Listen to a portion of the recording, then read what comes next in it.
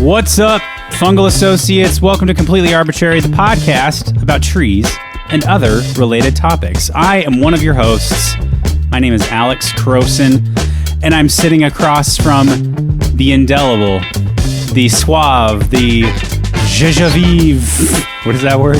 I don't know. I think you just said something. Casey Clapp. I love you, Alex Crowson. Oh, buddy. Thank you for that. I don't mean to bring it up, but it sounds like you're a bit exasperated right now. What have you been doing all night?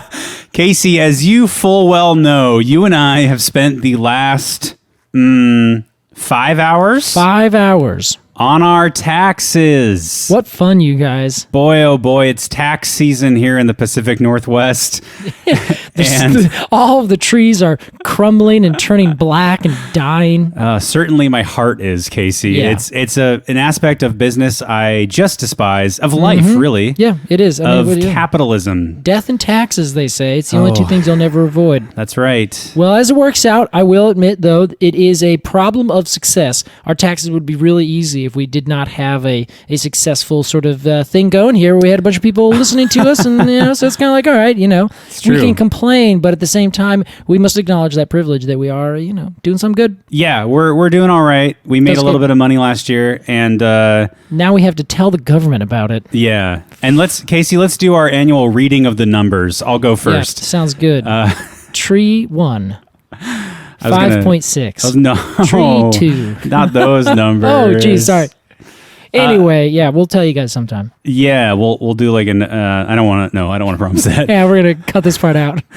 Casey, besides our grueling tax morning, we also taxing morning. Wow. Yeah, you missed that. You walked right over it. Very well done. If there was a snake, it would have bit you. Yeah. I'm a little ashamed. No, don't be. I should be also. We had the joy and the honor of recording an episode today to cool off a bit. Just chill out a little. Release the steam vents. Yeah, exactly. And talk about a very cool tree, a much requested tree, I would say. Yeah, it is. The paper birch. Yep, that's the one. Now, you call it Betula. Betula. Papyrifera. Yes, that's right. I call it Betula. Papyrifera. Hey, you know what? Some say Betula, some say Jacaranda. That's what are you right. going to do? You know what we always say on the show? Your cones are your own. Yeah, there you go. Yeah. And your pronunciation of things. And your pronunciation, unless it's horribly wrong, in which case you need to figure that out. For many years, my friend George pronounced the word queue, like you're standing in a queue, as quay. Oh. Because he had never heard it said out loud. Yeah, he just read it with all the E's and U's. Yeah. Yeah. Well, that's pretty reasonable. I think I would have, I like that. I like taking something and like doing it. I feel like that is what helps language change, doesn't it? A little bit, maybe? Yeah, he also called our podcast offhandedly completely arboratory. Ah, well, that's pretty good. Better than, what was it? Not completely. Totally arbitrary. Spelled correctly. Yeah, perfect. That's somebody recommended our podcast and said you should listen to Totally Arbitrary. Yeah, and to Tobin Mitnick, and he was like, "Yeah, I was their first guest back then." Anyway, we also appreciate that listener for telling people about it. To be very specific, although we would have to say one correction to be made. The name of the thing you're suggesting. But we love you nonetheless. We pat you on the head. We give you a little rustle of the hair. We send you down and go get a juice from the nurse. An ROTH, as they say. Yes, exactly. Casey, let's imagine, as we do every episode, that you and I are walking through a college campus, if you will. And we come across some very papery-looking birch trees. Yeah. And I ask what they are foolishly. Casey, let's ID this tree. All right, Alex. This is an easy tree to ID. Although it also has some nuances to it that kind of make it a little bit of more of a challenge. Okay. But so you're walking over, you see this big tree, and it kind of has this form to it of an upright, scraggly looking poof ball. There's nothing too wow, gorgeous about it. Its architecture is not stunning. It doesn't have such a perfect form to where you say, I must shed a tear on this soil for the beauty has taken me. Wow.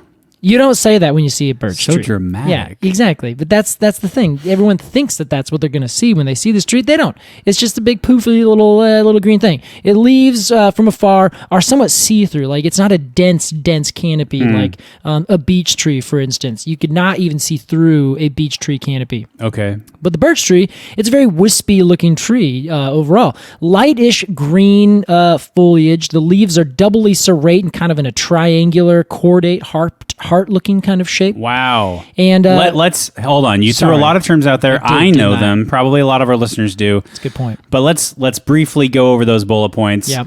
Double serration. Double serration on the margins of the leaf. This means that there are serrations around the edge of the leaf. Yes. But there are two serrations. There's serrations between the serrations. There are serrations on the serrations. Yes. Yes. This is like a little tiny knife that has a fractal of a little tiny knife on each one of its little knife blades. that a mouse might cut to use to cut his steak. Exactly. Cordate, Cordate. heart-shaped, Exactly right. from the Latin cordata, and coronary, Etc. etc. Yeah. Those all come from cordata. Exactly, meaning heart-shaped, which is Yes. ironic because your heart is not shaped the way that they're talking about. So you know what I mean? Like Right. the heart that we draw, like those two big lobes on either side that point at the bottom. Yeah. That is not, according to what I last saw, an actual human heart looks like. Unless you're the Grinch. I guess that's true. In which case, yeah, they have X-ray proof that that's exactly what the Grinch's heart looks like. Yeah. Good point. When it beats, it goes fum bum, Yeah. fum bum, fum bum.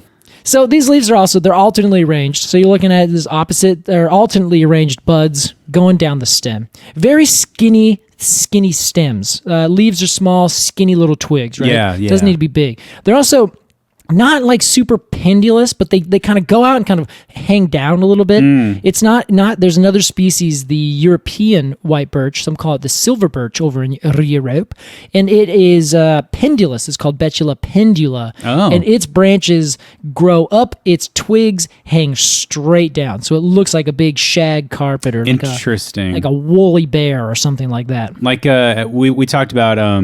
Well, this isn't quite the same, but trees of heaven. Yeah. Have that kind of like shopping bag look, like they're just holding a bunch of bags. Yeah, But those are not leaves, as I'm recalling. Those are seeds. Correct. Ignore me. No one's going to do that, Alex. Well, Casey, the real star of the show here. Can we just cut the crap? Yeah. For once in our lives. Jeez. You know what?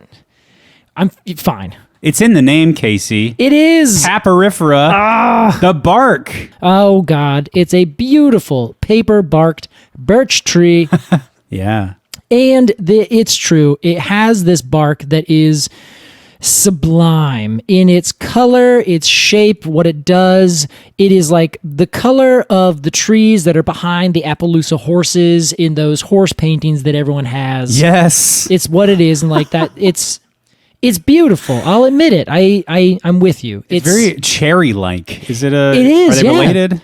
They are not related. The other rose than family. They're not in the same family at all. It's Okay. Betulaceae. It's its own family. Okay. The fruits of the birch tree are these little catkins, and a catkin is essentially a long central kind of axle. Let's call it kind of like a cone. But then around it is all the little flowers that come off. So it would be like a long central spike with a bunch of little flowers coming off, but they're in these like circular cylindrical things that hang down. Yeah. Some of those in some species in this family would be woody, like the alder. Others would be way harder, but only like they would fall apart halfway through. So they're called little nutlets. So their fruit is a catkin. Wow. With these little tiny nutlets, which are essentially these little tiny seeds that have these little wings around them, so they kind of flutter away.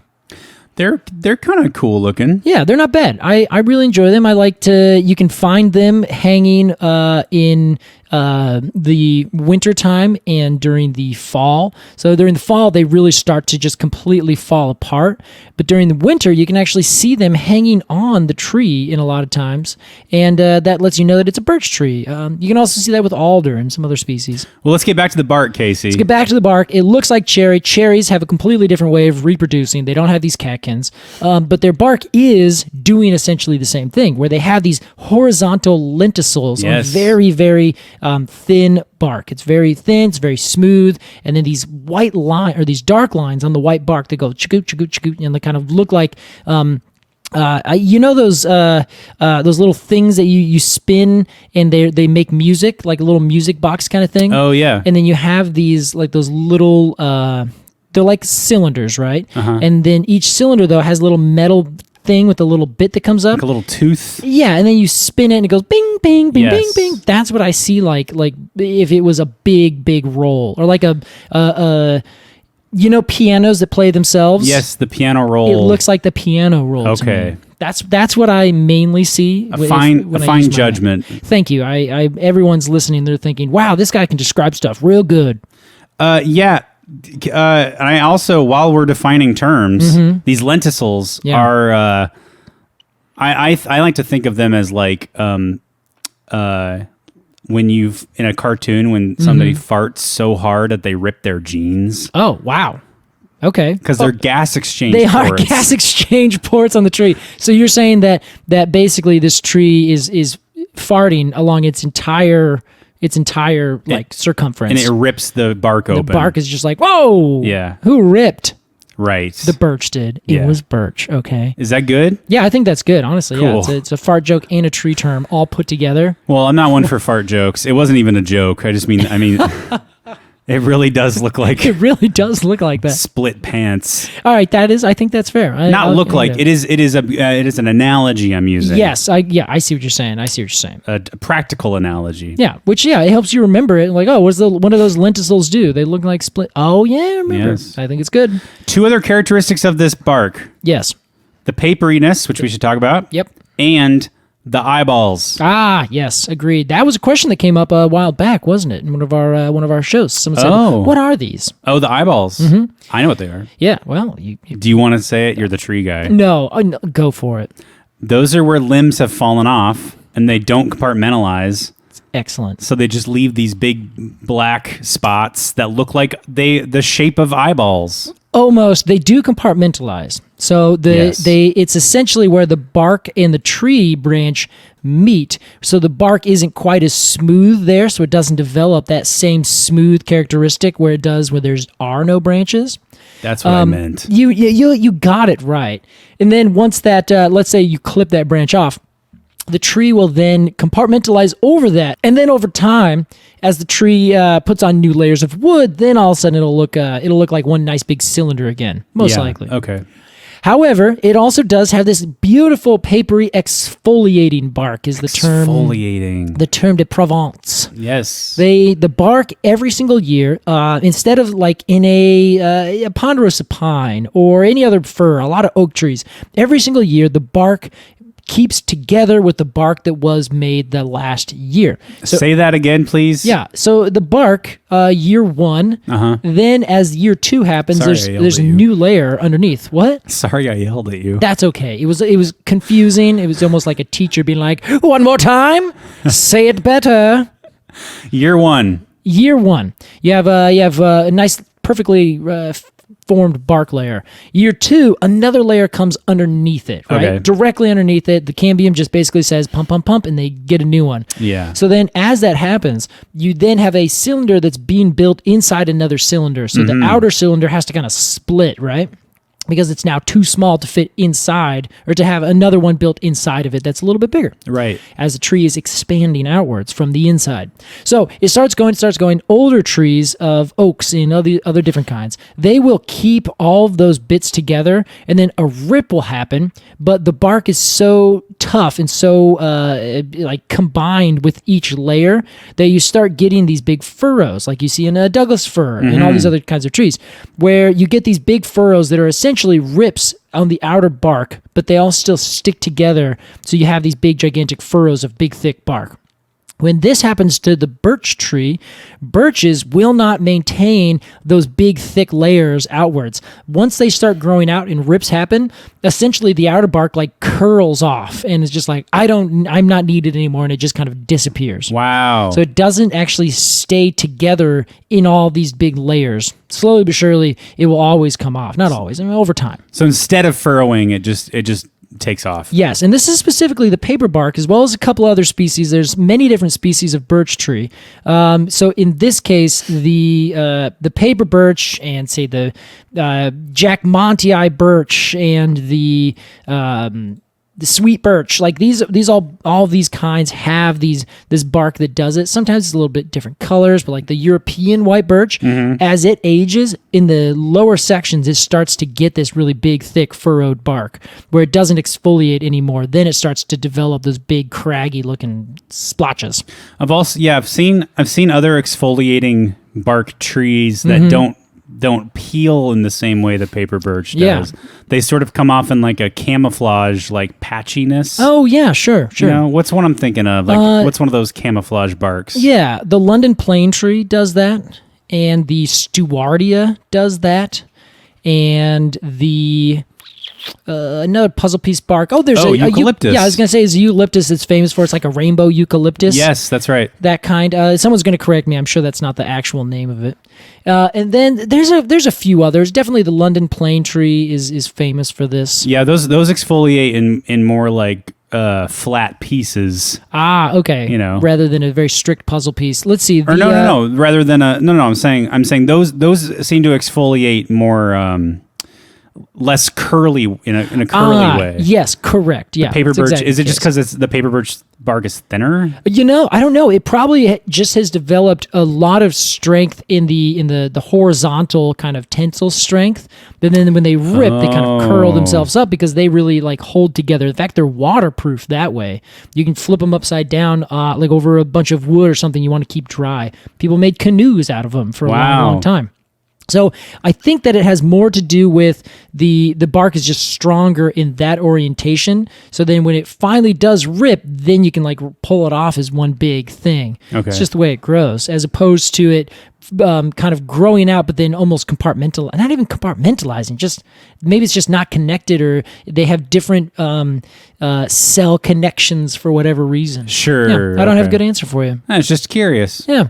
Well, the way you can tell a paper birch is if it has this like bone white peely bark. It has to be both peely and bone white, and the bone whiteness and the smoothness will go all the way down to the ground. Other species, it will not go all the way down to the ground. It'll stay a little bit higher. However, there are trees that look very, very close to it. Another one's the Betula jackmontii, and a lot of times I think that's also, there's another name for it. I might have actually switched the name. It's called the Himalayan birch, and the Himalayan birch is a very, very commonly planted tree as well. Looks almost exactly the same. They're extremely hard to pick out, like what the difference is between them. But the one's leaf is a little bit bigger and a little darker green, and has maybe singular serrations or very small double serrations, that kind of thing. So they're really, really tough to tell apart. And they grow in completely different parts of the world. Himalayas versus essentially all of North America, from Washington, Oregon, Montana, Pennsylvania, north, but from the west coast to the east coast. So very thorough in Canada. Canada's got them from start to finish. Really? The paper birch? Paper birch specifically. Casey, you mentioned that the paper birch is kind of scraggly and floofy. Yeah, it is. Is it a kind of a weak tree? Like we talked about the willow and how you can just like blow on it and it'll explode. Yeah. You know? Yeah, pretty much. It's a paper birch like not a storm weatherer? It isn't. It is not. Okay. It is a tree that is used to growing and living for maybe 50, 60, 70 years and then dying. Crapping out. Yeah, it doesn't have it's not like the best compartmentalizer ever. It does not focus on, being super decay resistant. It is just kind of chilling. It'll grow up, send out 1 billion seeds, and then just be like, and fall over. That is a strategy. It's a strategy, but it also just ruins everything because they are planted everywhere. Wow. Like everyone thinks, oh, a beautiful birch. Yeah. They think it's great. And then they plant them all over the place. They grow up and everyone's like, oh, it is really nice. And then an ice storm comes and they're all just like, wow, and they break and they turn into like these crazy snaggy looking things. Yeah. Which if you plant them, if they're growing in their native habitat where there's snow and ice all the time, they just kind of take these conditions, but also they've been built by those conditions as they grow up. So the trees themselves are like architecturally not designed, but like reactive to that, because as they grow up, they get covered by snow, they get really strong, either withstand or they break and then regrow, and you get this tree that is able to withstand these conditions. But you grow it in a nursery in Oregon, and it has like almost no ice or snow to deal with whatsoever. Then it gets like that every 3 or 4 year ice storm, and then it just rips it apart, and you have this really disgusting looking tree that's like not even kind of that pretty in the first place. Well, everyone just wants to plant them because they have the bark, Alex. This sounds like a lot of clapaganda. This is a lot of clapaganda, and that. You know what? That's the way it is. You're listening to this podcast. You're going to get clapaganda. Yeah, I guess so. That's why we make it. Well, before we get into the paper birch more, Casey, and the surrounding topic, which I have not looked at the document. I don't know what we're talking about today. Yeah, you think we're going to be talking about something really scary and bad because, you know what, this is we'll talk about it later. Yes, and later is after the break. We'll be right back with more Completely Arbortrary.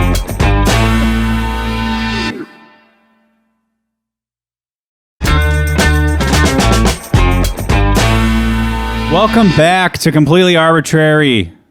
Why don't you? We're taking a stroll. See, this is the problem, Casey. I meant to say we're talking, but I accidentally said taken, and I decided to roll with it. Oh, yeah.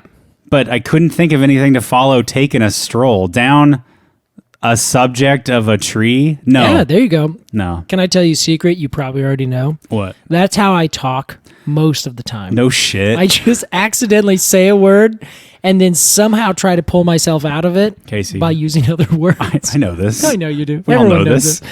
Everyone collectively is like, Casey, that's not a secret, man. That's your most annoying trait. No, it's just characteristic. I appreciate you. Today we're talking the paper birch, Betula papyrifera, or Betula papyrifera if you're nasty. Casey, I see that today we're talking competition in forests. That's right, we are. I'm going to let you take the ball and run with it. Okay, I appreciate it. But I will be right behind you, blocking for defense, and into the end zone we go. Yep, here we go. And the birch grows up. It's good. All right. Okay, so I was kind of alluding to a little bit of some, I think the term that you used is clapaganda. Yes. Fabulous term, by the way. About how much I just don't really like this tree. Sure. Before we get into what I don't like about this tree, I want to get into what I love about this tree. That's a bad sign. I want to make sure that I give this tree what it deserves, where it deserves it. Before you tear it apart? So, you've heard of the book. We've talked about it multiple times. Finding the Mother Tree by Suzanne Simard. Now, this book has gotten lots of press lately. We're going to give it a little bit more. Okay. I am nearly done reading through it. Everybody has, and if you haven't, go pick it up. You can find it on our website. You can also find it at your local bookstore, which we highly encourage. Yes. The thing about it is Suzanne Simard essentially is a forestry worker, was working for the forestry doing research up in Canada. And she actually went to Oregon State University, got her master's and PhD. So that's my alma mater. Thank you for doing your best and then running back to Canada when you absolutely got shut down. Coward. No. I have to admit, anyone who is not a coward is not her. Well, of course, I was kidding. Yes, I know, because you had to run from, Anyway, Alex. Trying to fucking paint me into a corner. No one puts Alex in a corner. Unless it's Alex himself. Sometimes he really feels comfortable there. So, as it works out, are you familiar with forestry, Alex? Loosely. Now, do you know the idea of replanting trees? Yes, reforestation. Exactly. So that has a lot of terms and a lot of connotations to it. Okay. In the forestry world, reforestation is just the laws that make you have to replant trees after you cut them all down. Got it. Now, if you do that, the companies are like, okay, we want to spend as little as money as possible on this acre of land for the maximum benefits, like big trees, healthy trees, trees that are, get a good profit. We want to get in there, cut them all down, and get them all out as efficiently as possible. Typical. Whatever we have to leave is a loss of profit. And sometimes you have to leave us snags, for a different amount of forest habitat. You have to stay out of the creeks. You have to not on this steep slope. These kinds of things, right? Okay. So it kind of always, you lose a bunch in there. So they're like, get all the trees out. Once they're out, they're like, we don't want to come back in. The rules are you have to replant a tree. So if you replant a tree, the second thing that comes in about kind of forestry and trees and interaction is when you replant this tree, you want to make sure that there's nothing competing with it to grow, right? Okay, that makes sense. It does, doesn't it, Alex? Oh. Now, so here's where Suzanne Simard comes in. So what we just kind of quickly discussed is essentially you cut down a bunch of trees and then you have to replant the forest, in quotes, which is essentially a plantation to be cut down again at some other time. Okay. It's not quite rebuilding a forest. And the reason about this is long and convoluted. You'll have to go to patreon.com/arbortrarypod and sign up for a extra bonus episodes where we'll talk about that. I'm not doing that. Oh, come on, Alex. It's worth your time. In fact, if you go up to... Anyway, I'll skip over. Use coupon code. No, sorry. I shouldn't have said that. We don't have codes for the Patreon. So what it, as it works out, is we have always thought of how do plants work? How do they interact? It's competition. Every plant for itself. Every plant is going to be fighting. And if it cannot compete, it shall die. So very capitalist response to the way the world works. Who knows which came first, our idea that that's how nature worked, or our idea of how we could view nature working that's similar to how we work, competition. Interesting. I don't know. I'm not gonna. This is not what we're talking about today. It's an interesting thought. Exactly. Let that grow in your brain a little brain exercise. Yeah. So the idea though is if you have a bunch of trees, they must be working against each other because they're both trying to get up to the sky and take as much resources as possible to be the best that they can be. Yeah. So Suzanne started looking at the forest and being like, is this actually the case? Because she started noticing in these certain plantations that certain trees were just dying. Like, just what is going on? We've killed all the other plants that could be around competing with it, yet it's still just like turning yellow and just dying. What's going on? Just on its own? Just on its own, yeah. So it's in a big forest. It's in a plot of land that when there were trees on there, we called it a forest, A plot of land designed to grow things. So why are these things dying randomly? Exactly. And before we cut them all down, there was a big, huge, healthy forest that was untouched, that was doing great. Yeah. So why now when we replant these little tiny seedlings, do they suck? Are they having such a horrible time? So she started noticing, and this had been noticed way before this specific researcher went out and said, what is this? Mycorrhizal fungi. We've talked about this before, Alex. You remember? Have we ever? Have we ever? Well, should we give a quick defo, as they might say in England? I think we should, mate. So the defo of mycorrhizal fungi is essentially a fungus that creates a symbiotic relationship with a tree or any other plant for that matter. Yes. Could be a grass, could be a bush, could be another, several different trees. And there are a couple main kinds. The first one is it's called ectomycorrhizal fungi or arbuscular, which is essentially they go around. I'm sorry, those are two different kinds. Ecto just go around and they make this sheath on the outside of the roots. Right. And then they interact with the roots, but it's essentially like you put yourself in a power glove and that power glove connects you to the internet. Like the Nintendo Power Glove? Very similar, except it's connected with strings to everything else. And it works? Yeah, and you don't move anywhere. Yeah, of course it works, yeah. So then that is this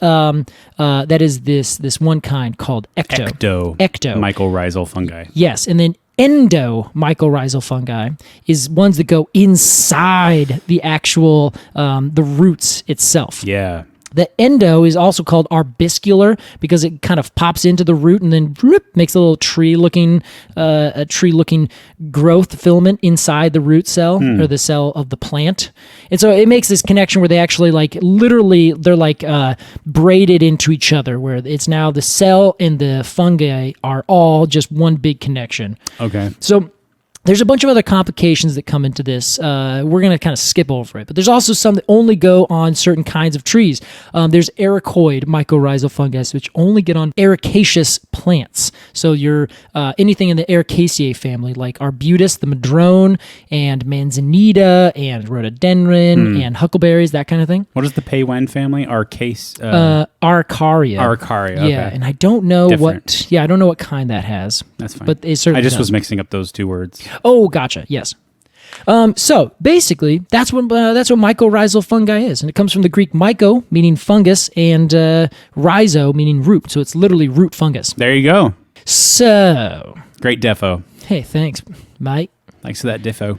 So we ended up learning about these a long time ago, and we found like there are the vast majority of fungi that you find in the forest are mycorrhizal fungi. The vast not majority is going to be parasitic fungus that actually, Minority. Never heard that term before, actually. Did you just make that up? I don't really see the world through that lens. Yeah, wow, thank you. So I see worlds through major and minor minority. God dang it. Major and minor majorities. Yes, thank you. Oh, you're the most minor majority, so you don't get a lot of votes. So you have this idea of most fungus that's growing in a forest is growing in a symbiotic relationship with all of the plants that are growing there. And I mean like a huge majority. The other small fungus that are around are the parasitic ones that go in and they essentially latch onto something and slowly take its nutrients. There's other decay fungus that are saprophytic and they'll go in and kill things outright. Like they will actively attack and kill a living thing.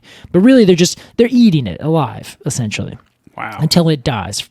Armillaria is an example of this kind of fungus. It's a parasitic fungus. So it'll get on a tree, it'll eat it, and it'll attack it, it'll destroy the roots, and that tree will die. And does it just move on after that? Yeah, well, also, specifically, the armillaria can be saprophytic and parasitic. Saprophyte meaning it eats dead wood, essentially. Wow. And parasite meaning it attacks and lives on living wood, living plants. Yeah, so the tree dies and it's still just like, nom, nom, nom, nom, nom, nom, nom. Now the party begins. Yeah, exactly. So now it's not even trying near as hard. Yeah. But because of that, it can live on dead wood. So then a new tree grows in that area that's now got this fungus all within it, and that fungus will reach back out and try to attack the new living plant that's growing down there. So, what do these new living trees do when they're living in a cesspool of parasites around them? They find a buddy to help them out. This is what Suzanne Simard started to find. Okay. Essentially, the common knowledge, the going rate was you have a tree that's growing, a Douglas fir in this case, our old pal. Douglas fir is growing and having a fine time, but then is really starting to struggle after maybe growing a foot, like not big, like it's a little teeny tiny thing.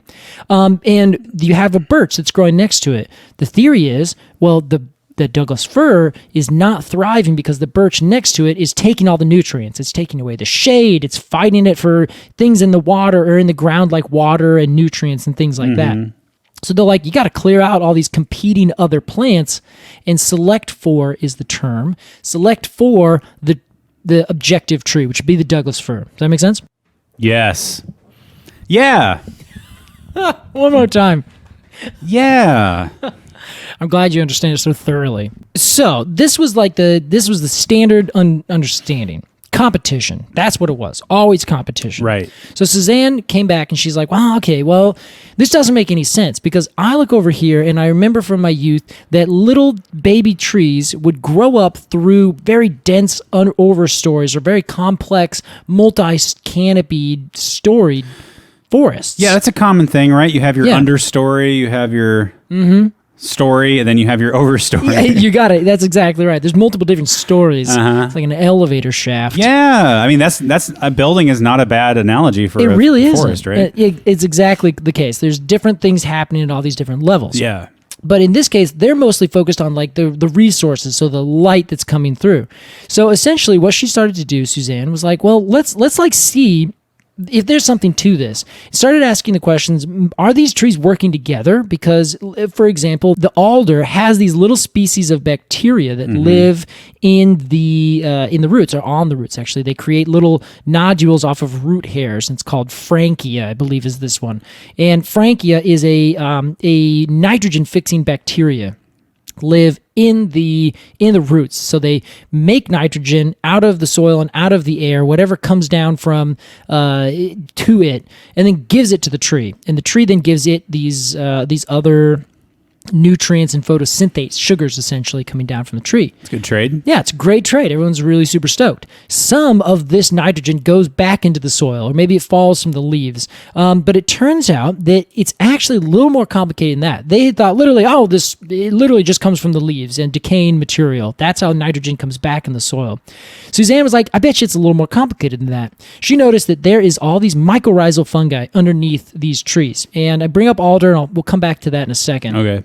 So she also noticed that there are mycorrhizal connections between Douglas fir and the white birch. Wow. The paper birch. They call them both. Specifically the two of those. Exactly. And there turns out that there are several different species, I think like up to 10 or more, that will be a mycorrhizal fungi between these two unrelated species. So they are what we call host generalists, where they can grab onto anyone around them. Okay. Now, they tend to like to focus on certain species so that they would maybe want to do only things in the pine family, only things in the birch family, that kind of thing. Sometimes they're only birch, sometimes they're only Douglas fir, they're only this species of pine or something like that. Wait, then how are they generalists? Sorry, I was also giving examples of other kinds. Oh. So yes, so I should go back. There are host generalists, which can do everything. Yeah, I moved on without telling anyone I was moving on. Anyway, next slide. That's never happened before. That's weird, yeah. So there's a host generalist, which will latch on to just about anybody. They'll be like, yeah, whatever. You got roots, I'm into it. Some trees, though, only want ectomycorrhizal. Some only want endomycorrhizal. Some are just like, they'll only take ericoid mycorrhizal. So if you are a host generalist mycorrhizal, you're just like, whoever's around and you're into it, I'm into it. Whereas the host specific are like, whoever's around named Douglas, only Douglas. Quick question. Go. Who is choosing whom? Ooh. Is the because you've swapped a couple different times in describing the relationships between the trees and the fungi. Yeah. So is the fungi choosing the tree, or is the tree choosing the fungi, or both in different circumstances? I think it's both. Okay. So there are some that have developed relationships, and these are the two trees, or the tree and the fungus, have developed these symbiotic relationships. Who chose whom, I don't know. Sure. It's just that this tree has developed the ability to connect with these fungi. And these fungi have developed the ability to connect with these trees. But sometimes there are very specific fungi who will only go to, and these are species, that will only be connected to the Douglas fir. Okay. And then there are others that will connect to the Douglas fir and this species of pine and the larch and the birch and the alder. They don't really care. So it sounds like the fungi is sort of the active agent in the relationship. Yeah, the trees are growing there, hoping to connect to something. It's sending the first text. I think that's probably the case. I think they're almost, I have to admit, they are sending the first text, but it's a little bit like, hey, I want you, because the trees are what's giving all the energy and everything down. Right, yeah. So the trees are just sucking down energy and kind of putting energy out there. Then the text comes that says, hey, You wanna hang out? Like, you cool? I'm cool. I'm cool if you're cool. I saw in the news you won the lottery. Yeah, so we haven't connected in so long. Oh my god, amazing! Yeah. I'm also I just went bankrupt. All the other trees died. Right, they really come out of the woodwork, don't they? Case? Oh god, turn off your microphone, Alex. My god, that was unintentional. Truly. Ew, okay, that was okay. All right, I'll give you a pass. I'm just naturally witty. You are. I mean, everyone knows that. No, you can't agree with me. Then it looks like I was being serious. Sorry, yeah, you're not Alex. Jesus Christ. Thank you. So it's complicated in that regard. So the tree's sprout grows, like a seedling pops, it puts out, it's called radicle, and the radicle is that very first root that starts to go down. That root that starts going down is literally looking for any fungus around that is a buddy. Okay. Once it finds that buddy fungus then says, hey, I'm with you. Let's make a connection. They connect. Some fungus will be like, oh, sorry, I'm only into larches. This isn't going to work out. Yeah. And then they move on. Okay. So, but there are so many fungus everywhere. I mean, literally, spores are everywhere. They're ubiquitous in our world. But in the forest, even more so, and there's already like soil fungus just chilling there, just waiting. Or they're already connected to another tree.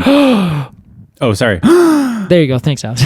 So, but this is these kind of unraveling story that Suzanne Simard started to like figure out. I see. So she's like, wow, okay, so there are big trees that have these fungus already on them.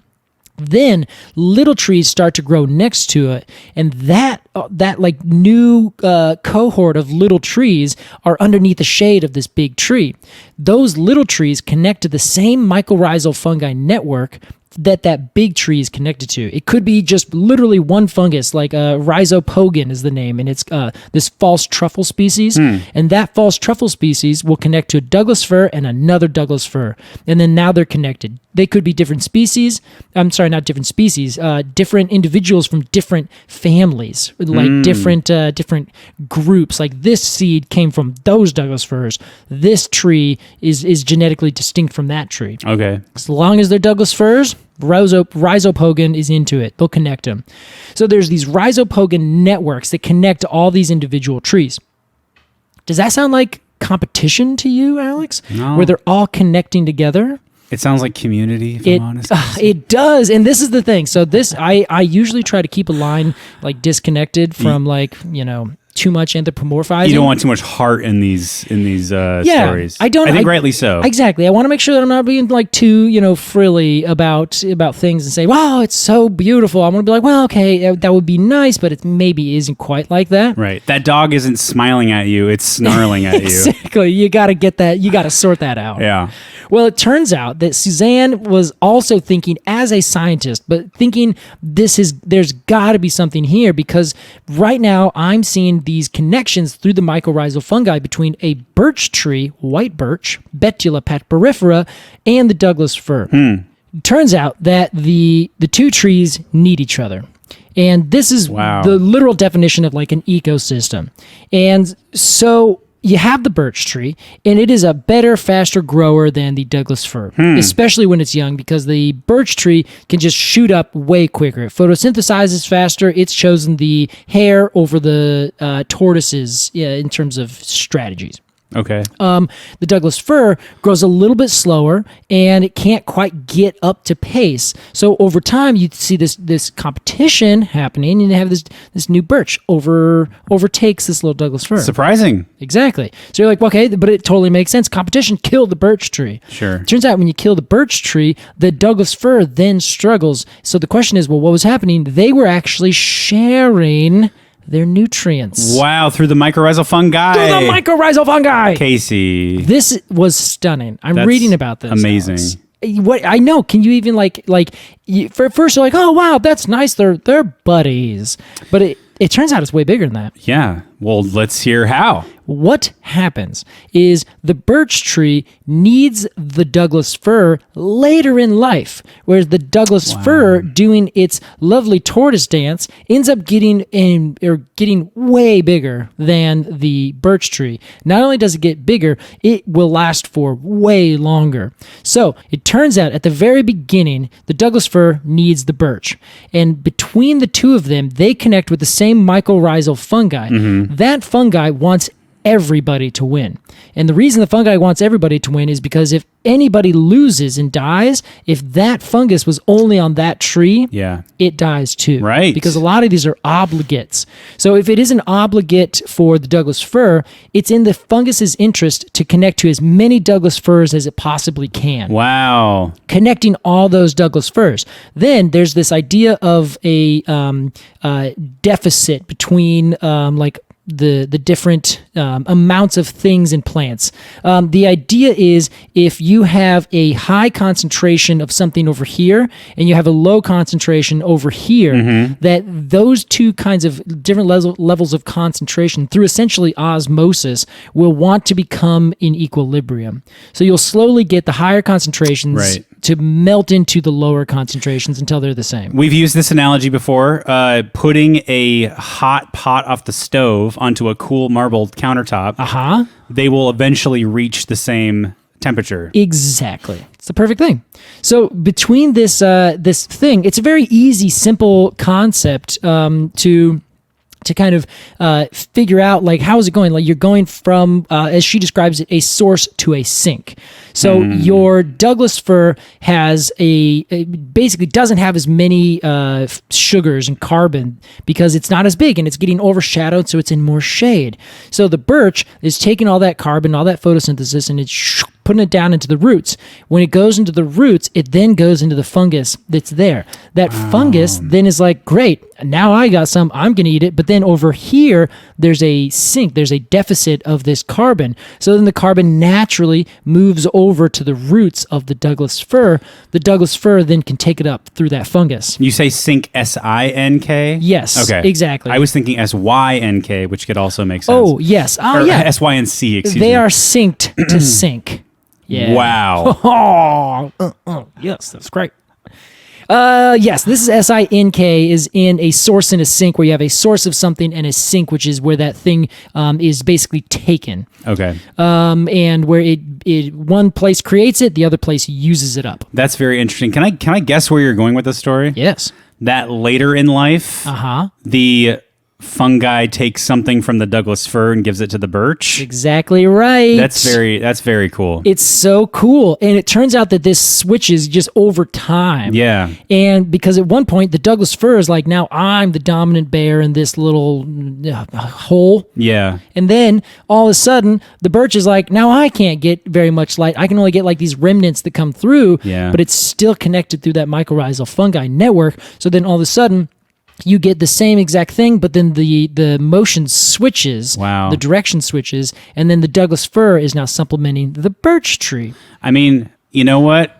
We voted you into power, Douglas fir. Now give something back to the people. Yeah, exactly. But what's funny about this is that the birch also does other things. The birch has, during that little quick switch where it starts sending down different carbon stuff, some of that just kind of gets released into the soil, just like it just escapes for whatever reason.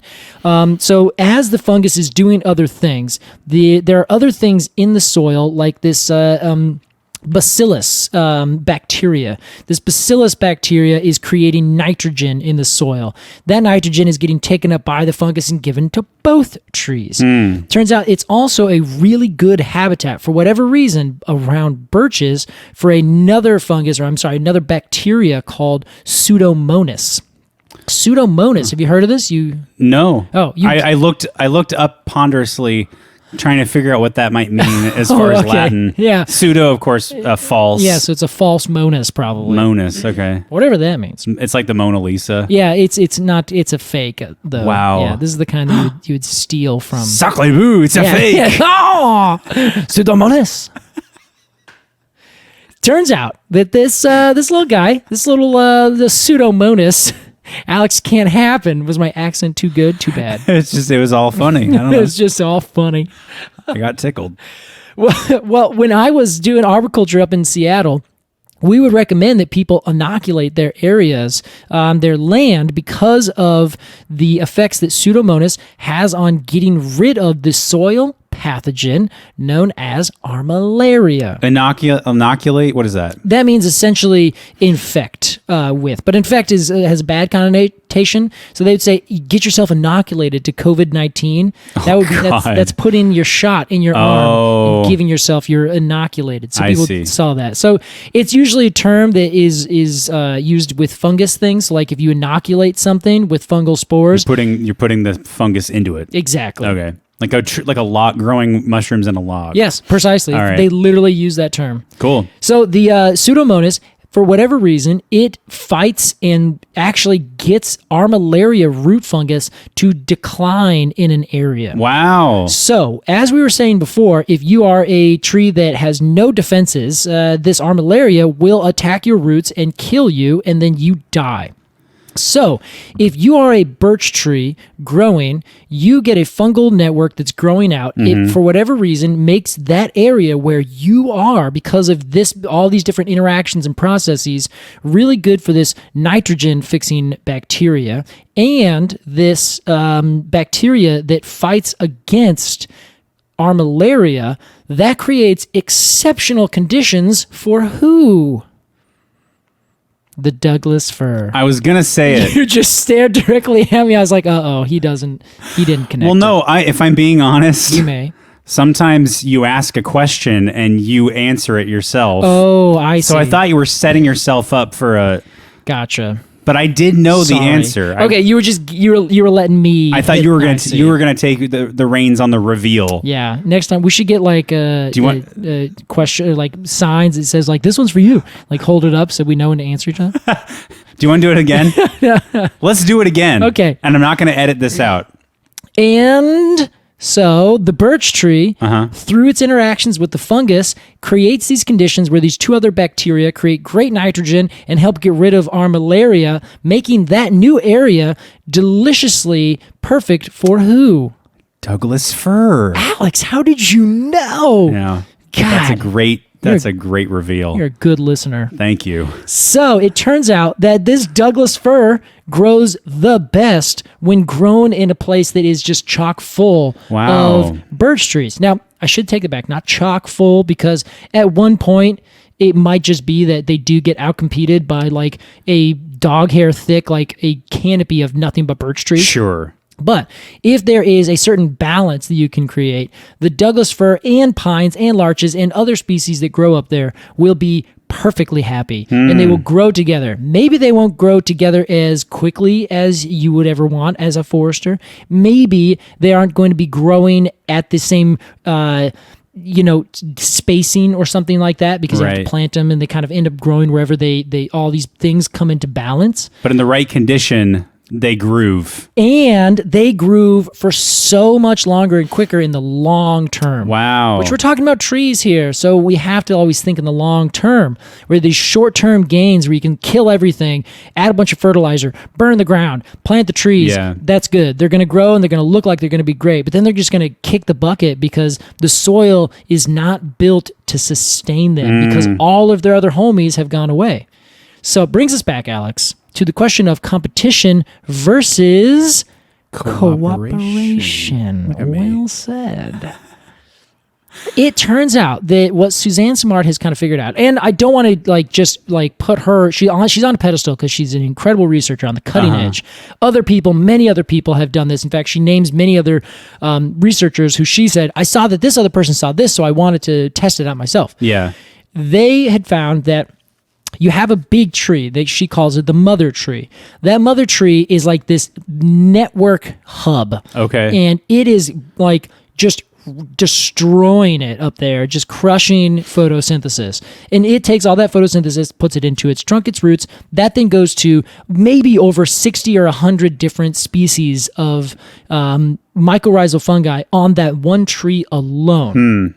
Those generalists and those specialist fungi will all be connected to other Douglas firs or other birches or other trees or other plants of any different kind throughout this entire ecosystem, including herbs and all these other things, making some habitats better for other plants, but then worse for others, or worse for other species like armillaria, which is a root disease. The armillaria will go and kill and eat these things that are stressed, and it has its place because that's just succession of life in a forest. But you also get these trees giving nutrients and pulling water up from the ground and then giving it through the fungal networks, and this balance that they created with this deficit kind of, this pressure deficit kind of thing, where you end up getting a whole entire forest ecosystem that is functioning not out of competition almost at all. In fact, the instant these trees are starting to grow as seedlings, they're connecting to the network that's underground. Right. And that is the basis for their success. So if the basis for all of their success is connecting to this network where things are shared, whether or not the trees know it, which people would argue that they do. Some trees will tell if it's their offspring, not the offspring of a different Douglas fir, that it's giving its nutrients to. Really? I haven't read that far into the book or gotten too far into that in terms of my research. But yes, this is a fact. People are noticing these things. So it all of a sudden makes you realize that we are as humans just barely scratching the surface of understanding, and right now it is just becoming so apparent how crude our understanding is that everything is in competition. Yeah. It turns out that yes, I'm sure there is an amount of competition out there, but that competition is also very much a cooperative thing, where if you are growing as a big tree, you want a bunch of other trees around you because then they can help you when you are stressed. Yeah. And it goes back and forth, just like the birch, just like the Douglas fir. Casey, a fascinating tale. I want to get into our review because I have a lot to say. I want to hear what you have to say. Do you want to go first? No, I would never break tradition in such a way. That's fair. Here's how it works. We're going to give some final thoughts on this tree, Papyrifera betula. Strike that. Reverse it. And then give it a cone rating of 0 to 10. Golden cones of honor. Casey is a resident expert. We begin with you. All right. Alex, I do not want to see any more birches planted in the urban area whatsoever. Thank you very much. Let's hit our "but it's overplanted" button. Yeah. Oh my God. The birch growing out in the forest, doing its thing and making other trees other trees that are growing survive and thrive. What a spectacular species. Yeah. It also is used to make birch bark canoes. It has waterproof stuff. You can make a little kindling out of it. Or you can find chaga mushrooms growing on it and make a delicious tea out of it. Wow. All these different things. Spectacular. Wonderful. Every time I see one in the urban area, I just want to cut it down. Here's why. It's 2 reasons. 1, overplanted. So overplanted. Everyone only wants to see a birch because of this bark. They're just like, oh, the bark is so pretty. Plant it. Great. It's not that pretty. It's not that pretty, but people love it. Like they just think they're so beautiful. Yeah, which they are. I think the bark is lovely. I think it's lovely bark. I'll give it its bark.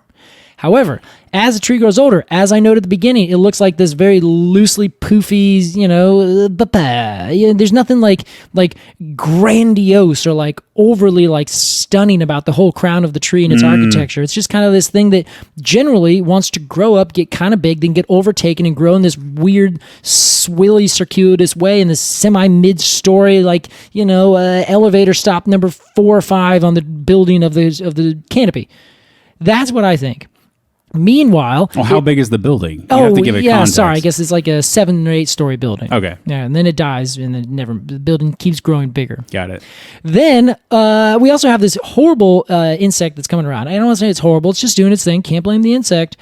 It is called the bronze birch borer, BBB. BBB? The bronze birch borer will eat and attack the paper birch, the Himalayan birch, the... European white birch, any birch that is basically hanging out that's not, I think, the river birch, I think, is pretty well, can withstand it. What am I thinking? What's the word? Resistant. But the paper birch dies so quickly and so thoroughly from these trees, or for these insects, that people plant them all over the place, and they're like, they're great, but these trees also cannot take the hot, awful conditions where we plant them. So we plant them, they end up falling apart, and you just get this, like, dead thing that's there. In the forest, love it to death. Yeah. You, everyone, hang out, stay, you're great, I love you. Inside the city, plant maybe 1 somewhere where it's very cushy, and don't let it anywhere near any of these insects, and maybe it'll be fine. Otherwise, overplanted, overdone, get them out, put them in the forest. It's 5.2. All right. I'm going to give it a 5.2, and that extra 2, generous, because I don't like ending on zeros. Okay. Should I go down to 4.9? Hey, your cones are your own. 4.9. Okay. There are other trees that I like a little bit better. That was a passionate soliloquy, Casey. God, I feel so... this always takes it out of me when I have to just whip myself back into reality after talking about this in such a dreamy fashion. Right. I need to go out and go touch one so I can kind of like make sure it knows I know, that it knows that I know. You need to commune. Yeah, I do. I need to commune. But I got to go like way out to the Wallowas. They don't really grow down the Cascades or anything. We have to find different birches. All right. 4.9? I think it's a 4.9. 4.9. 4.9, and then if you really look closer, 5.2. Okay. In the forest, completely different story, but this is not what we're talking about. Yes. All right. Fair Alex, enough. I'm sorry I'm worked up. No, that's good. Get worked up. I'm sorry I can't meet you there. I'm very tired. It's okay. I want to see someone else. I want to hear what other people have to say about this. Mostly you. Well, here it goes. Thank you for that setup. Mm-hmm. I think the paper birch is just okay. Oh, thank God. I don't think it's sometimes a tree will have a very unique characteristic, and that's what really makes it for me, In this one, it would be the bark, surely. Yes, exactly. But this unique characteristic, I don't think is that cool or interesting. Oh. I think it looks a little shaggy. Mm-hmm. Not that it's a shagbark. Yeah. Shagbark birch. Shagbark birch. They're all shagbark birches. There you go. Pretty much. I'm not feeling all that passionate about this tree. However, I love the tail you spun. The tale of two trees. Yes, Yep. the tale of two trees. Mm-hmm. It reminded me a lot of sort of parentage and child rearing. Oh. The parent gives resources to the child as it's growing up, but eventually the parent needs help and asks the child for help in return. Oh, I see. And the child, now grown, gives help back to the parent. I gotcha. I love that. I love that story. Shout out to Suzanne. We'd love to have you on the pod. We'd love to have you on the pod. We know she's a listener. I think we tried at one point, didn't we? No, we talked to like a publicist guy who reached out to us and was like, "Do you want Suzanne Samard on your podcast?" And we're like, "Yeah, we would." And then he never followed up. Yeah, he never followed up. I think we followed up several times. So Yes, anyway, hit us up. Paper birch. I'm just feeling like a 4.4. I think it's fair. Yeah, I think that's fair. It's below middling. Exactly. It doesn't have enough of a. It has no appeal, which is ironic because its bark is. It's a god. That was too much, Alex. That was our review of the paper birch. Kind of a stinker. Kind of a stinker. I know. I feel like this is always the worst part about this, where the story we tell. Hopefully, it's just everyone has stars in their eyes about becoming researchers and solving our crisis. And then all of a sudden, we're just like, but also keep it in the forest. Right. Okay. Don't forget, people, these scorings are arbitrary. It's time for a game. One we love and adore. This is The Family Tree.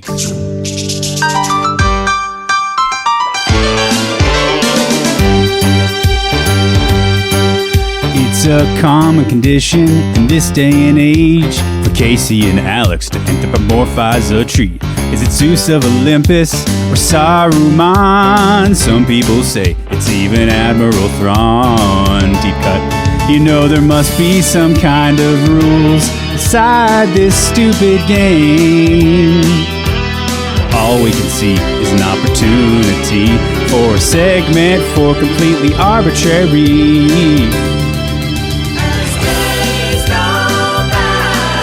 Maybe Jean-Luc Picard is an elm of some kind. And the kid from Up is a ponderosa pine.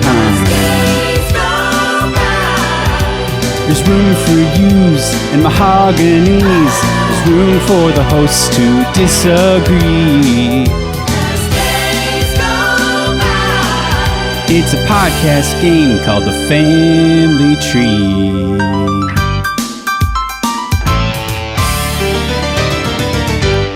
Casey, here's how it works as always. Love that. I'm going to introduce some group of characters from some canon. It could be the cast of a sitcom. It could be the Greek gods, the pantheon.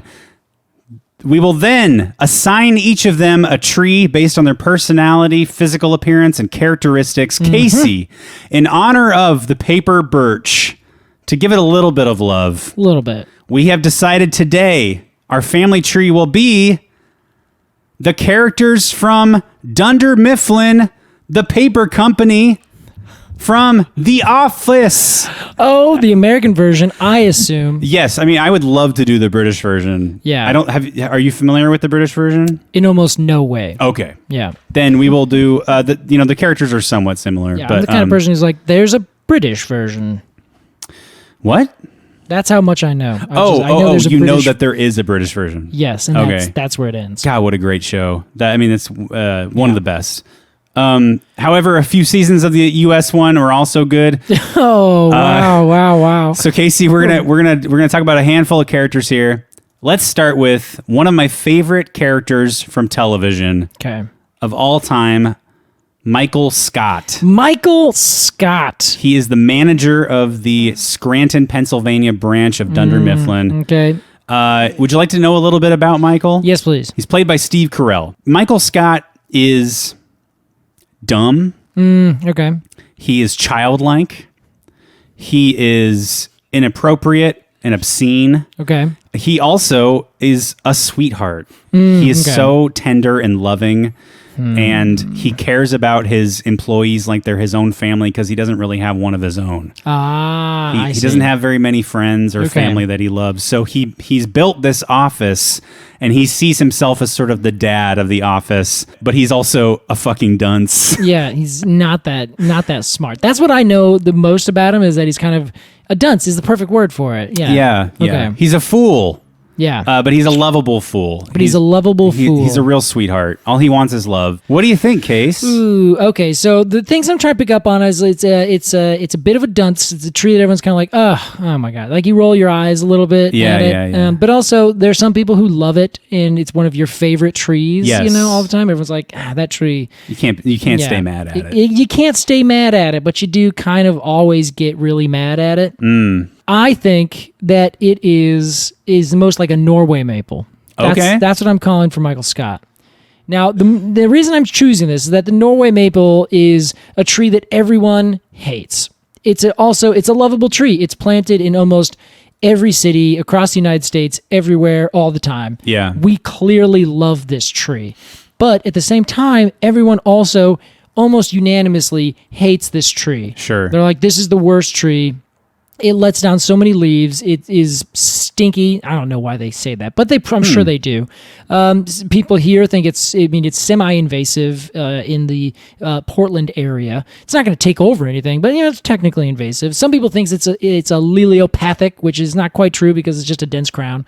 So it's a tree that everyone's just like, but it's also like a little tree that's always kind of a bit of a silly tree. You see it and you're like, like no one respects a Norway maple for being like, I'm a big Norway maple. It's Right. like, no, shut up. No one cares. Interesting. Okay. That's what I see. But then there are some people, my good friend Dan, who's just like, he loves a Norway maple. He thinks it's the best. He'll stand by that Norway maple until it falls down. Wow. I was going to say Japanese cherry. Oh, okay. Because, 9/10 of the year, it's just like a tree. Yeah, you're just like, oh my God, I don't care about you. Yes. And then once a year, once in a while, it just stuns you and it's so lovable and beautiful. And then a week later, it's back to its shit. And you're just like, why did that not last? And then, maybe in the middle of winter, you're like, just remember how beautiful it can be. Yeah.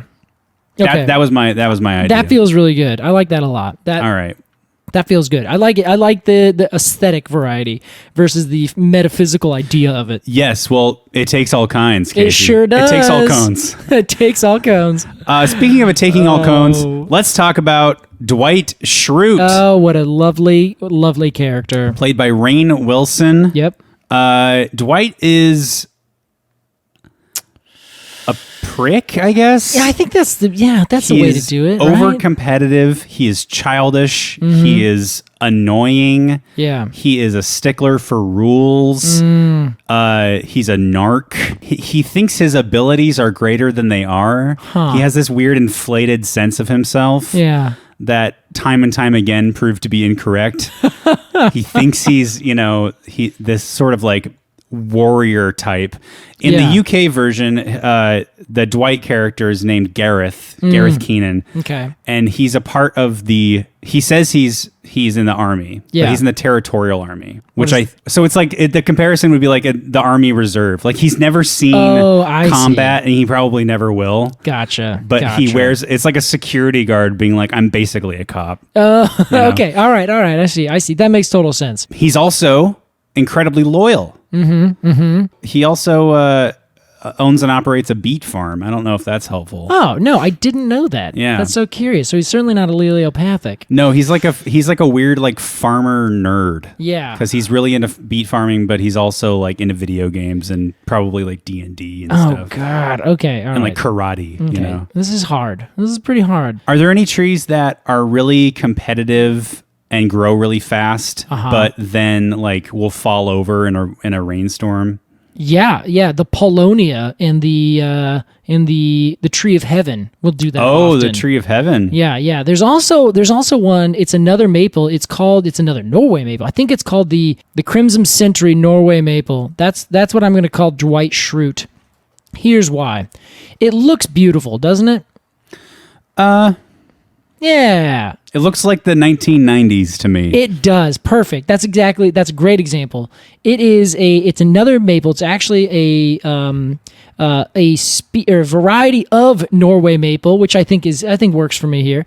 And it grows with this really dark purple foliage, which everyone thinks is so gorgeous. They're like, oh, we got to plant that gorgeous, beautiful maple tree with that really dark, really purple foliage. Yeah. But literally, you can walk by, you can find one of these trees in the city of Portland right now. Go walk up to it and shake it with your hand, and the thing will just quiver because it never puts down roots. There you go. Like it will. You could knock it over if you tried right now. I love that. I hate this tree. This is my least favorite tree I've ever seen. Wow. Anytime one is like newly planted in the streets of Portland, I really want to go and actually rip it up because it won't take any effort. Like that. You could do it. A child could do it. That's great. Yeah. I think that works really well. And it's beet red. And it is beet red. Yeah, that's for sure. Yeah, but uncooked and boiled at the same time. Yes. Our next character. Okay. Let's go Jim Halpert. Jim Halpert. Jim is, if anything, a straight man on this show. Okay. In this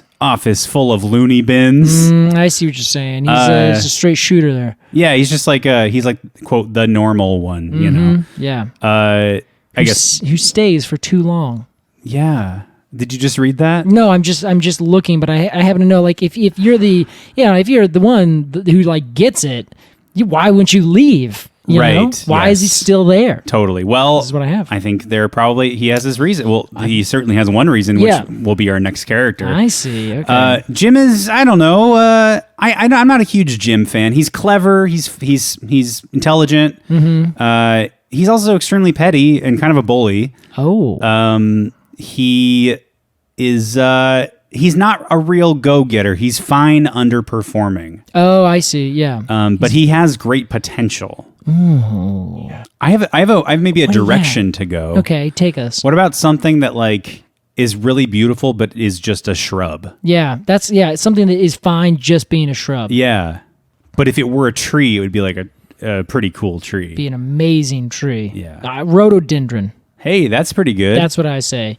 Every now and then is beautiful, but is not going to try to become a tree. Is always fine in the understory, and is kind of normal. Everyone's got one. There's 1,000 of them. Some of them are outstanding. Some of them are just kind of pretty boring. I love that, Casey. All right, okay, I think that's almost the perfect answer. A beautiful rhododendron. Jim Halpert, hit us up if you think otherwise. And then like a rhododendron, if you go underneath the foliage, you can see that it's single stemmed. You're like, exactly. This could be a tree. You could do this. Yeah. What do you? God, and you're just disappointed a little bit. That's the answer. All right, Casey, our final character here, one of my big high school crushes. I'm talking Pam Beasley. Pam Beasley, ladies and gentlemen. Pam Beasley is soft spoken, very sweet. She's an artist. Yeah, I've always found that, but like for lack of a better term, gets stepped on a lot. For sure. She's the butt of many situations, I think, especially with Michael. He treats her like a personal assistant. Yes, yeah. She is an artist, but I would say she's in the show, she's supposed to be like an okay artist. Okay. She's like a fine drawer, you know? Like you're not gonna be like, wow. You'll be like, wow. She's not like an undiscovered talent, but she's, she has a hobby. Okay. A big characteristic early on is that she is in a completely loveless engagement with a fool of a man named Roy. Roy? Never heard of Roy. Roy sucks, and they've been engaged for like 3 years. Oh, geez. And she stays in this relationship because she, doesn't, in a way, maybe doesn't believe that she deserves better, even though she's in love with Jim. They're in love with each other. And that's been known for a long time, right? I think from the first episode, it's like these two are definitely vibing. It's very clear. Okay, yeah, I see. Okay, all right. Oh. Now, ladies, Pam Beasley. Oh, I see what you're doing. Yeah, okay, yeah. Yeah, what do you think, Case?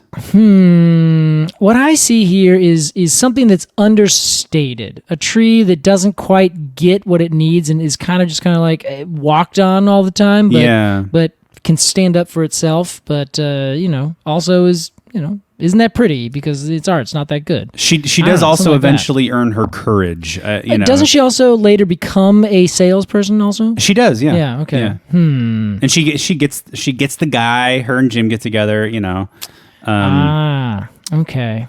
She does call off her engagement in before this all happens. Wow. Okay. Yeah. So she moves on. Okay. So she finds her courage and can then stand up. So this is a slow growing tree. Yes. It takes her a while. Yeah. Then becomes a full fledged thing. And it might not look like much until it has grown into itself, and then oh wow, this is a great tree. Okay. I love this game. This is so challenging. I love watching you. Not flounder, but stretch your knowledge of trees. Yeah, and like really, you got to think of a lot of different things here. Okay.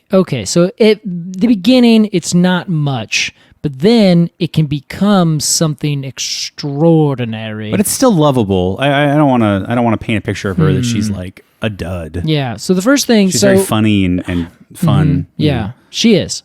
All right. So the first thing I think of, Alex, is it doesn't really fit, but I'm going to go with it anyway. It's the longleaf pine.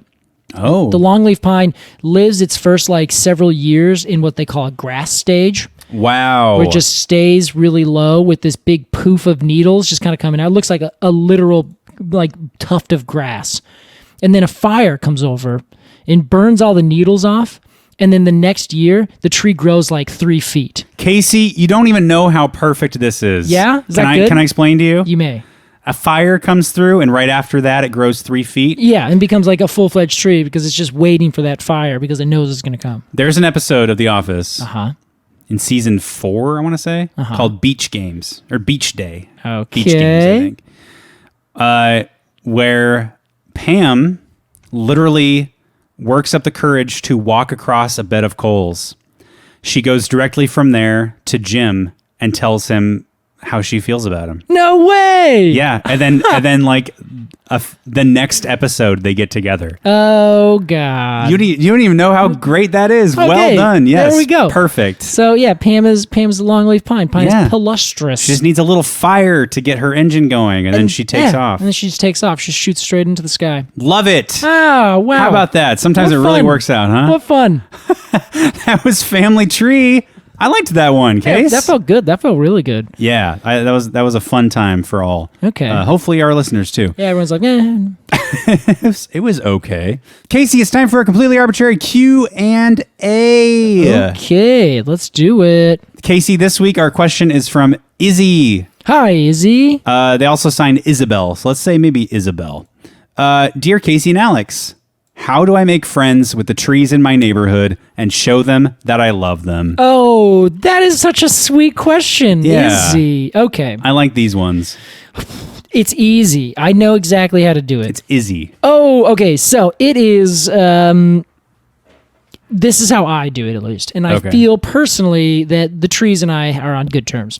Yeah, you have a rapport. Yeah, so I would just go walking around. Many times, especially during the pandemic, I would just like get a beer and just like pop it and just go out to my doorstep and take a left and just go walk up and down the streets. You're going to feel a little bit like a crazy person because you are like just going to stop and look thoroughly at the trees that are around you. Okay. So I try to do it by identifying them to like note like the specificity. Like you see a yard, you see that yard 100 times, but have you ever stopped and looked to see what is growing at each point in that yard? Where's it growing? How is it growing? Is it doing something weird? Is that a big old gigantic tree that everyone like didn't know about? Wow, there it is. That's how I found a bunch of different species randomly. And I'm like, huh, look at that. There's that tree right there. Yeah. It's just a block away, just like that. That is how I do it. The way you show them love is by walking around and just giving them literally the time of day. I tend to do it on the weekends, or a lot of times it was after work or something like that. I would just decide, hey, I'm just gonna go take it easy. I'm just gonna go walk for a little while, and I would walk until I'm halfway done with the beer, then turn around and walk back. That way, I always got back without being like, I'm just walking around with a beer or something. Anyway, during the pandemic, especially, you couldn't go anywhere else, so that was like the easiest, best way to do it. Yeah, and just like take some time, other than putting together a podcast. That's the second best thing you could do. Oh, right, we did that. Whoops.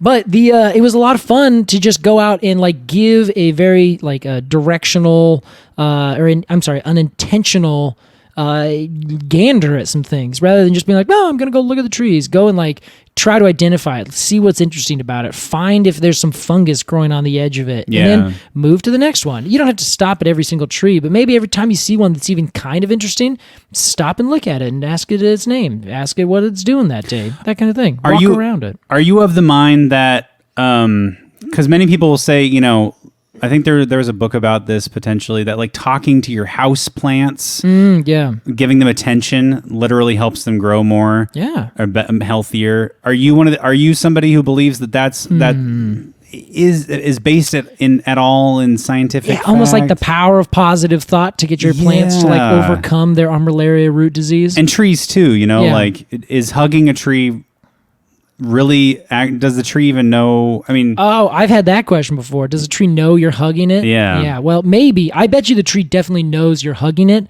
Does it know it's a hug? Probably not. Sure. It's like you hold a small wild animal.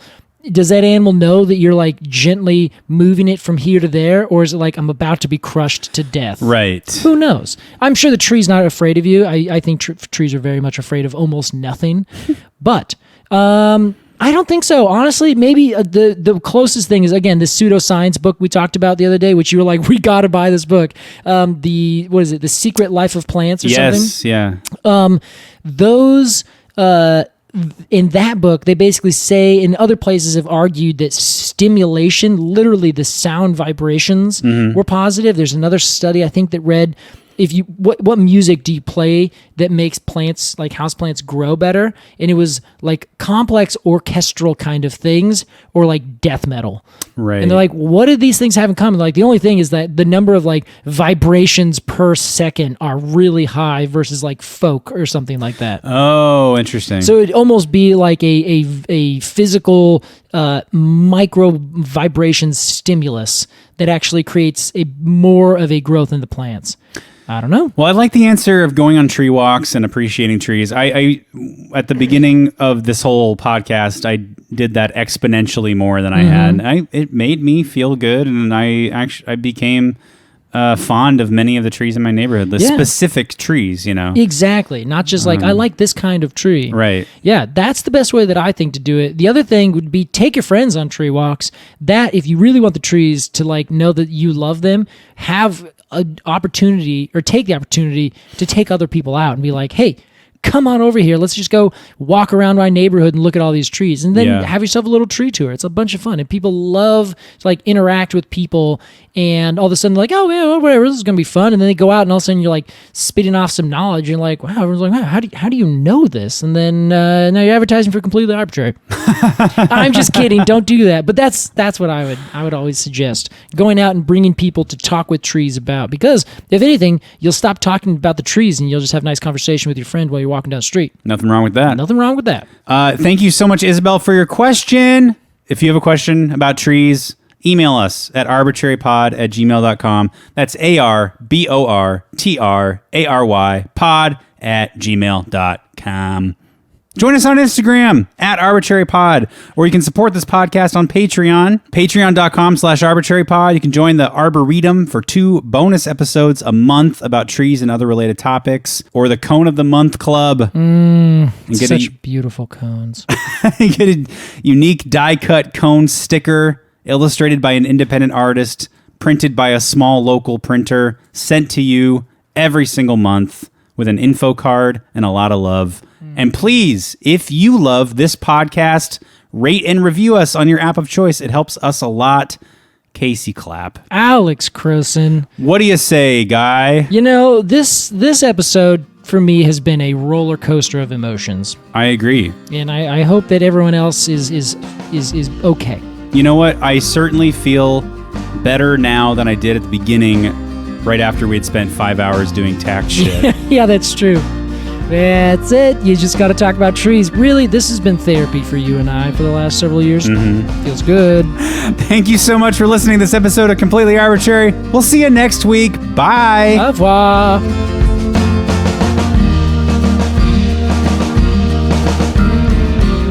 Completely Arbortrary is produced by Alex Crowson and Casey Clapp. Our artwork is by Jillian Barthold, and our music is by Aves and the Mini Vandals. And you can support the podcast at patreon.com/arbortrarypod. And find additional readings at completelyarbortrary.com. Thanks for listening.